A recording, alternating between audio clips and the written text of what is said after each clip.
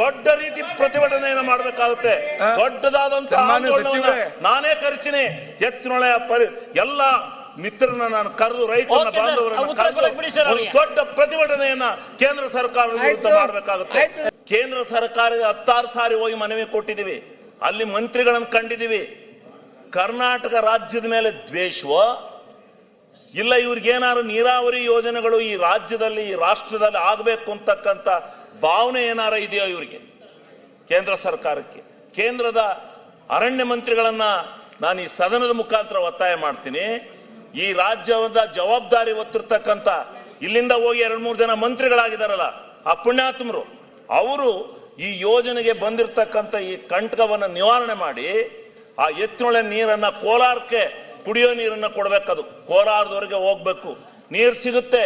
ಇವತ್ತು 288 ಕೋಟಿ ರೂಪಾಯಿ ಕರೆಂಟ್ ಬಿಲ್ ಅನ್ನ ಕಟ್ಟಿಲ್ಲ, ನೀರು ಒಡೆದದ್ದನ್ನ ಅಂತ, ನೀರನ್ನ ಒಡೆದದ್ದನ್ನ 288 ಕೋಟಿ ಕರೆಂಟ್ ಬಿಲ್ ಕೊಟ್ಟಿಲ್ಲ ಅಂತೇಳಿ ಎತ್ತಿನೊಳೆ ಆಫೀಸನ್ನ ಮೇಲೆ ಮುತ್ತಿಗೆ ಹಾಕಿದ್ದಾರೆ KEB ಅವರು. ಆದ್ರೆ ಇವತ್ತು ನಮಗೆ ನೀರು ತಲುಪಿಲ್ಲ. ನೀರು ತಲುಪದೇ ಇರೋದಕ್ಕೆ ಇದು ಇಷ್ಟು ವರ್ಷಗಳಿಂದ 24,000 ಕೋಟಿ ರೂಪಾಯಿ ಹಣವನ್ನ ಖರ್ಚು ಮಾಡಿ, ಕರ್ನಾಟಕ ರಾಜ್ಯದ ಹಣವನ್ನ, ಕೇಂದ್ರ ಸರ್ಕಾರದಲ್ಲ ಹಣ ಇದು, ಕರ್ನಾಟಕ ರಾಜ್ಯದ ಬಕ್ಕಸ್ತಿಂದ ಖರ್ಚು ಮಾಡಿರುತ್ತ ಹಣ, ಇವರು ಈ ವಿರೋಧಿ ಧಾರಣೆಯನ್ನ ತೋರಿ ಇವತ್ತಿನ ದಿವಸ ನೀರು ಬಂದಿಲ್ವಲ್ಲ, ಇದಕ್ಕೆ ನಾನು ಇವತ್ತು ಈ ಸದನದ ಮುಖಾಂತರ ಎಚ್ಚರಿಕೆಯನ್ನ ಕೊಡ್ತಾ ಇದ್ದೀನಿ ಮತ್ತು ಮನವಿಯನ್ನು ಮಾಡ್ತಾ ಇದ್ದೀನಿ. ಬಹಳ ದುಃಖದಿಂದ ಈ ಮಾತನ್ನು ಹೇಳ್ತಾ ಇದ್ದೀನಿ. ಜಾತಕ ಪಕ್ಷಿಗಳಂತೆ ನೀರನ್ನ ಕಾಯ್ಕೊಂಡು ಕೂತಿದ್ದೇವೆ ನಾವು. ಆ ನೀರನ್ನ ಕೊಡ್ಲಿಕ್ಕೆ ಪ್ರಾಮಾಣಿಕವಾದಂತ ಪ್ರಯತ್ನವನ್ನ ನಮ್ಮ ಏನು ಕೇಂದ್ರ ಸರ್ಕಾರದಲ್ಲಿ ಇರ್ತಕ್ಕಂಥ ಅರಣ್ಯ ಇಲಾಖೆ ಒಂದು ತೊಂದರೆಯನ್ನ ನೀಡ್ತಾ ಇದೆ, ಅದನ್ನ ನಿವಾರಣೆ ಮಾಡಿ. ಹೌದು, ನಾನು ಇವರೇ ಎಲ್ಲದ್ರವ್ರೆ 4 ಸಾರಿ ನಾನು ಹೋಗಿದ್ದೀನಿ ಆ ಆಫೀಸ್ಗೆ. ಅಲ್ಲಿ ಯಾರು ನಮ್ಮನ್ನು ಕೇಳಲಿಲ್ಲ. ಏನ್ ತಪ್ಪು ಮಾಡಿದೀವಿ ಅಂತ ಭೂಮಿನೂ ಕೊಟ್ಟಿದೀವಿ. ಯಾರು ಏನು ಇದು ಕೇಂದ್ರ ಸರ್ಕಾರ ಈ ರೀತಿ ರಾಜ್ಯ ಸರ್ಕಾರಗಳಲ್ಲಿ ಆಗ್ತಕ್ಕಂತ ಯೋಜನೆಗಳಿಗೆ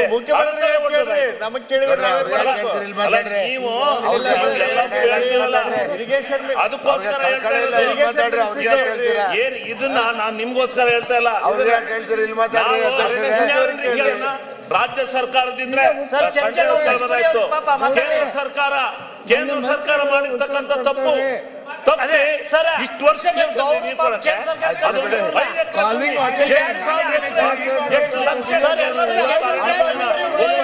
ಸಾಯ್ತಾ ಇದ್ದಾರೆ. ಭೂಮಿ ಕೊಟ್ಟುವೆ,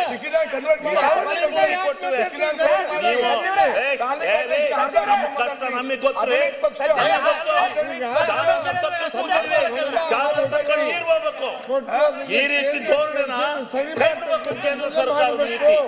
ಕೇಂದ್ರ ಸರ್ಕಾರ ಈ ನೀತಿನ ನಾನು ಒಪ್ಪದಿಲ್ಲ. ದೊಡ್ಡ ರೀತಿ ಪ್ರತಿಭಟನೆಯನ್ನು ಮಾಡಬೇಕಾಗುತ್ತೆ. ದೊಡ್ಡದಾದಂತಹ ನಾನೇ ಕರಿತೀನಿ. ಎತ್ತಿನೊಳೆ ಎಲ್ಲ ಮಿತ್ರರನ್ನ ನಾನು ಕರೆದು ರೈತರ ಬಾಂಧವರನ್ನು ಕರೆದು ದೊಡ್ಡ ಪ್ರತಿಭಟನೆಯನ್ನ ಕೇಂದ್ರ ಸರ್ಕಾರದ ವಿರುದ್ಧ ಮಾಡಬೇಕಾಗುತ್ತೆ. ಎಚ್ಚರಿಕೆಯನ್ನ ಹೇಳ್ತಾರೆ. MLA ಈ ಸಾರಿ ಬಂದು ನೀರು, ಮುಂದೆ ಸಾರಿ ಬಂದು ನೀರು ಅಂತಾರೆ. 10 ವರ್ಷದಿಂದ ಸುಳ್ಳು ಹೇಳ್ತಿದ್ದೇವೆ ನಾವು.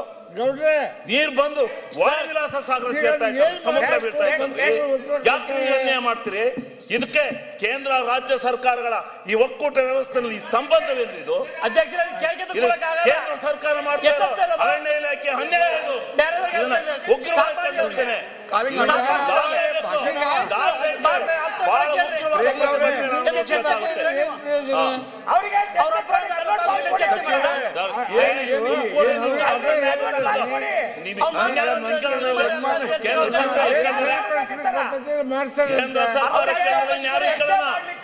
ಅವರೇ ಮಾಡಿದ ತಪ್ಪು, ಕೇಂದ್ರ ಸರ್ಕಾರದ ಅರಣ್ಯ ಇಲಾಖೆ ಮಾಡಿದ ತಪ್ಪು. ನಾನು ಹೆಲ್ಪ್ ಮಾಡ್ತಾ ಇದ್ದೀನಿ.